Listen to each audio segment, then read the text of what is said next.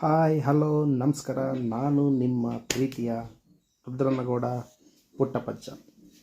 ನಾನು ಇವತ್ತು ಹೇಳ್ತಿರೋಂಥ ವಿಷಯ, ಈಗ ಬರಗಾಲ ಬಂದಿದೆ, ನಮ್ಮ ತೋಟಕ್ಕೆ ನೀರು ಆಗ್ತಾಯಿಲ್ಲ. ಬೋರು ತುಂಬ ಬಿಟ್ಟು ಹೊಡಿತಾ ಇದೆ, ಕಡಿಮೆ ಆಗಿದೆ ನೀರು. ಇವಾಗ ನಮ್ಮ ತೋಟಕ್ಕೆ ನೀರು ಆಗ್ತಾಯಿಲ್ಲ, ಏನು ಮಾಡ್ಬೋದು ಅಂತ ನಿಮಗೆಲ್ಲ ಯೋಚನೆ ಆಗಿರ್ತದೆ.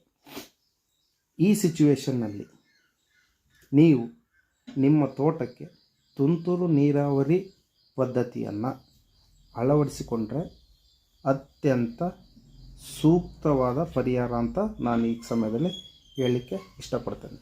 ಯಾಕಪ್ಪ ಅಂದರೆ, ಒಂದೇ ಗಂಟೆ ಹೊಡೆದ್ರೂ ಏನು ನೀವು ತುಂತುರು ನೀರಾವರಿ ಏನು ಜೆಟ್ ಮೂಲಕ ನೀರೆತ್ತಿರೋ ಅದು ಒಂದೇ ಗಂಟೆ ನೀರು ಹೊಡೆದ್ರೂ ಗಿಡಕ್ಕೆ ಅದರ ಹನಿ ನೇರವಾಗಿ ಬೀಳೋದ್ರಿಂದ ಬುಡ ಬೇಗ ನೆನೆಯುತ್ತೆ.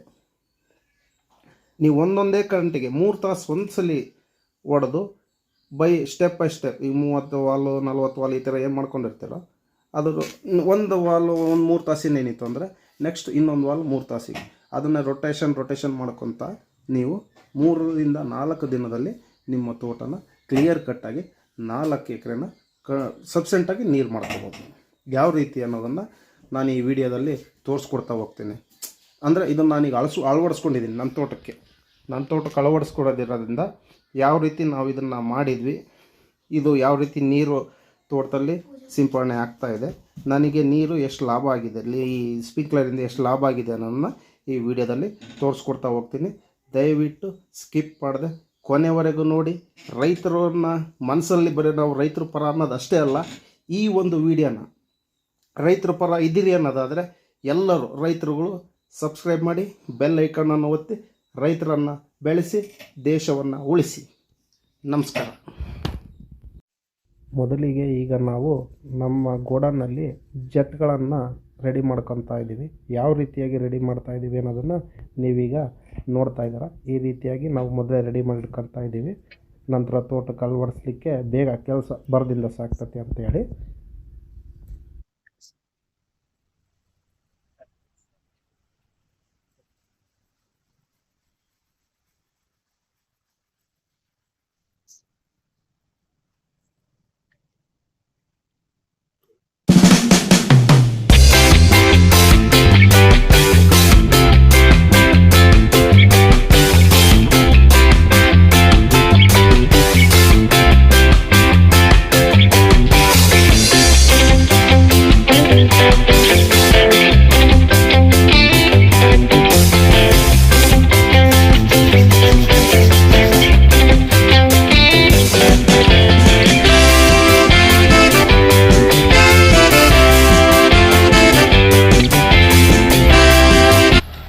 ನಂತರ ನಾವು ಸಣ್ಣ ಇಟಾಚಿಯಲ್ಲಿ ಈ ರೀತಿಯಾಗಿ 4 ಗಿಡಗಳ ಮಧ್ಯೆ 4 ಲೈನ್ಗಳ ಮಧ್ಯೆ ಒಂದೊಂದು ಡ್ರಂಚನ್ನು ಹೊಡ್ಕೊತ ಹೋಗಿದ್ದೀವಿ. ಅದರಲ್ಲಿ ಈಗ ನಾವು ಪೈಪ್ಗಳನ್ನು ಕೂರಿಸ್ಕೊತ ಮತ್ತು ಜೆಟ್ಗಳನ್ನು ಕೂರಿಸ್ಕೊತ ಬರ್ತೀವಿ. ಈ ರೀತಿಯಾಗಿ ಆ ಗುಂಡಿಗಳನ್ನು ನಾನು ಆಲ್ರೆಡಿ ತೆಗೆಸಿದ್ದೀನಿ. ಹಂಗೆ ಕಾಮಗಾರಿ ನಡೀತಾ ಇದೆ. ಲಾಸ್ಟಿಗೆ ಟ್ರೈಲರ್ ಹಂಗೆ ಒಳಗೆ ಮಂಜ ಆ ಕಡೆ ಲೈನಿಗೆ ಫುಲ್ ಎಂಡಿಗೆ trailer reverse main pipe connecting ಮಾಡ್ಕೊತಾ ಇದ್ದಾರೆ. ಈಗ ಪೈಪ್ ಅಡಿಕಂತ ಇಲ್ಲರ್ಲಿ ನಡೀತತಿ.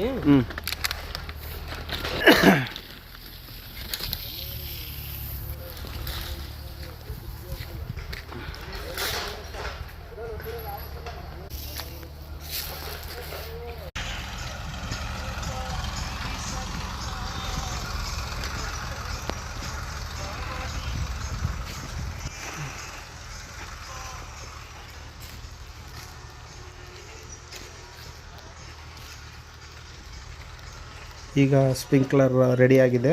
ಅದನ್ನು ಟ್ರ್ಯಾಕ್ಟ್ರಿಂದ ನಾವೀಗ ಗುಂಡಿಗಳನ್ನು ಮುಚ್ತಾ ಇದ್ದೀವಿ. ಈ ರೀತಿಯಾಗಿ 4 ಲೈನ್ಗಳನ್ನು ಬಿಟ್ಟು ಒಂದೊಂದು ವಾಲ್ಗಳನ್ನು ಮಾಡ್ಕೊತ ಹೋಗಿದ್ದೀವಿ. ಒಂದೊಂದು ಲೈನಿಗೆ ನೋಡ್ತಾ ಇರ್ಬೋದು ನೀವೀಗ ಈ ವಿಡಿಯೋದಲ್ಲಿ. ಈ ರೀತಿಯಾಗಿ ಸ್ಪ್ರಿಂಕ್ಲರ್ನ ಅಳವಡಿಸಲಾಗಿದೆ. ನೆಕ್ಸ್ಟ್ ಇದು ಯಾವ ರೀತಿ ಆಲ್ಮೋಸ್ಟ್ ಆಲ್ ಮುಗಿತಾ ಬಂದಿದೆ ನೋಡಿ. ನೆಕ್ಸ್ಟ್ ಇದು ಯಾವ ರೀತಿ ನೀರು ಸಿಂಪಡಣೆ ಆಗ್ತತೆ ಮತ್ತು ಸ್ಪ್ರೇ ಆಗುತ್ತೆ ಅನ್ನೋದನ್ನು ನೋಡಿ. ಈಗ ನಾವು ಸ್ಪ್ರಿಂಕ್ಲರ್ ರೆಡಿ ಆಯಿತು. ಈಗ ನೀರನ್ನು ಸ್ಟಾರ್ಟ್ ಮಾಡಿದ್ದೀವಿ. ಯಾವ ರೀತಿಯಾಗಿ ಸ್ಪ್ರಿಂಕ್ಲರ್ ಜೆಟ್ನ ಮುಖಾಂತರ ನೀರನ್ನು ಸರಬರಾಜು ಮಾಡ್ತಿದೆ ಅನ್ನೋದು ನಿಮಗೆ ಕಾಣ್ತಾ ಇದೆ. ಈಗ 38 ಜೆಟ್ಗಳನ್ನು ನಾನು ಆನ್ ಮಾಡಿದ್ದೀನಿ. 10 ವಾಲ್ಗಳು, ಒಂದು ವಾಲಿಗೆ 4 ಜೆಟ್ಗಳನ್ನು ಕೂರಿಸಲಾಗಿದೆ. ಒಂದು ಲೈನಿಗೆ 4 ಜೆಟ್ಟು ಕೂರಿಸಿದ್ದೀವಿ. ಒಟ್ಟು 38 ಜೆಟ್ಗಳು ಈಗ ನೀರನ್ನು ಹೊಡಿತಾ ಇದೆ.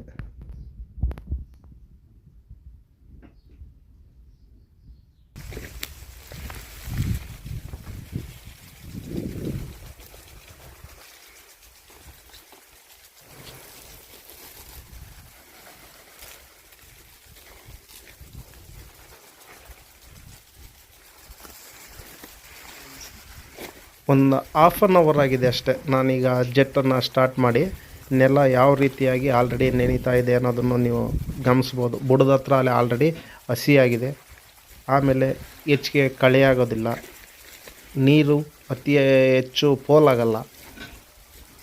ಮಿತವಾದ ನೀರಿನ ಬಳಕೆಯಿಂದ ತೋಟವನ್ನು ಸಮೃದ್ಧಿಯಾಗಿ ಹಚ್ಚ ಹಸಿರಿನಿಂದ ಕೂಡಿರುವಂತೆ ನಾವು ತೋಟವನ್ನು ನೋಡ್ಕೋಬಹುದಾಗಿದೆ.